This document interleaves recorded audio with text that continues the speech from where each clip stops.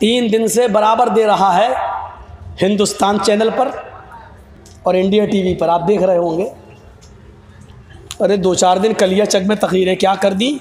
मुझे लग रहा है कि बीजेपी की इतनी नींद नहीं उड़ी जितनी मीडिया वालों की उड़ गई। हाय राम, ये क्या हो गया। मौलाना जर्जी सबको एक ना कर दे, बार बार उसमें दे रहा है ममता का मौलाना। टीवी पे हेडिंग चला रहा है, दिखा रहा बात ममता का मौलाना। मैंने नाम तक नहीं लिया, मैंने सिर्फ ये बात कही कि लोगों तुम बहुत समझदार हो, बड़े नुकसान से बचने के लिए छोटा नुकसान अगर करना पड़े तो कर देना। अगर आपके पैर में कैंसर हो गया है और डॉक्टर ने कह दिया पैर कटना है, अगर पैर नहीं कटाओगे तो जान जाएगी, तो आप अपनी जान बचाने के लिए पैर कटाना पड़ रहा है तो पैर कटा लेना, लेकिन जान बचा लेना। इस वक्त हम बंगाल में यही पोजीशन में हैं। बड़े नुकसान से बचने के लिए छोटा नुकसान करना पड़े तो कर देना, लेकिन बड़े नुकसान से अपने आप को बचा लेना। जानते हो इतनी बात कही तो क्या कह रहा मीडिया वाला क्या कहता मालूम है? मौलाना ने फतवा दे दिया कि ओवैसी को हरा दो। मैंने किसी का नाम भी नहीं लिया। इसीलिए मैं कहता हूं ना कि कभी मैंने एक बार कह दिया था कि देश का प्रधानमंत्री चोर है, तो केस हो गया हमारे ऊपर।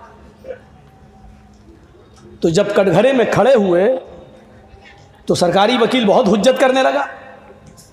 साहब देखिए, इन्होंने देश के प्रधानमंत्री के बारे में ये कहा। मैं तो सटक गया, मैंने कहा यार मैंने किसी प्रधानमंत्री का नाम ही नहीं लिया, ये क्या कह रहा। तो जज ने हमसे पूछा कि तुम भी कुछ कहना चाहते हो?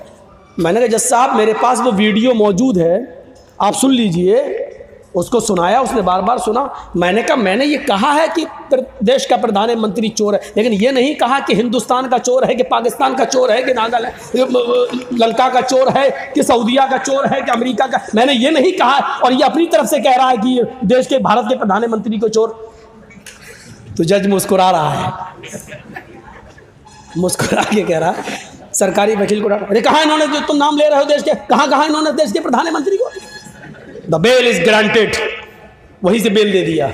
और दस्तखत करते करते हमको देख कैसे कह रहा है, क्या हम नहीं जानते हैं कि किस देश का प्रधानमंत्री चोर है?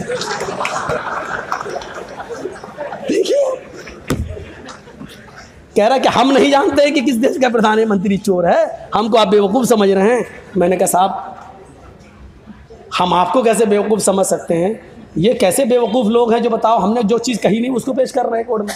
कहने लगे अभी कोर्ट में और अदालतों में इंसाफ जिंदा है मौलाना साहब, आप चिंता मत करिए। तो जो चीज़ हमने कही नहीं वो बार बार कह रहा ममता का मौलाना, ममता का मौलाना। ये तो अच्छा हुआ कि वो ममता का मौलाना कह रहा है। मीडिया वाले तो इतने बदमाश होते हैं कि ऐसा ना हो कि कहते हैं कि मौलाना की ममता, उल्टा ना कर दें नहीं तो हम फंसे।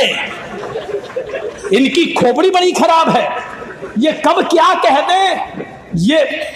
फिर मैंने उसका भी जवाब सोच लिया था, अगर कभी कहेगा कि मौलाना की ममता तो मैं कह दूंगा हमें ममता का भूखा कौन नहीं है भैया। पूरे हिंदुस्तान में हमें तो कहीं ममता मिली नहीं, जहां गए वहीं केस हुआ। हमको जहां ममता मिली, मोहब्बत मिली, हम वहां चले गए। ये मीडिया ऐसा लग रहा है जैसे चुनाव बीजेपी नहीं लड़ रही है, इंडिया टीवी वाला लड़ रहा है, हिंदुस्तान लड़ रहा है। अब सोचो कि कितनी हड्डियां डाली गई होंगी इन कुत्तों के सामने, और उन हड्डियों में कितनी लज्जत होगी कि ये तोड़ मरोड़ कर जो जुमले पेश कर रहे हैं। हर जगह गाली सुन रहे हैं, किसान आंदोलन में गाली सुन रहे हैं, मीडिया वाले भगाए जा रहे हैं, चप्पलें पड़ रही हैं, जूते पड़ रहे हैं, लेकिन हड्डी का मजा इतना है कि ये बेइज्जती समझ ही नहीं रहे अपने। टेस्ट ऐसा लग गया है इनको। कभी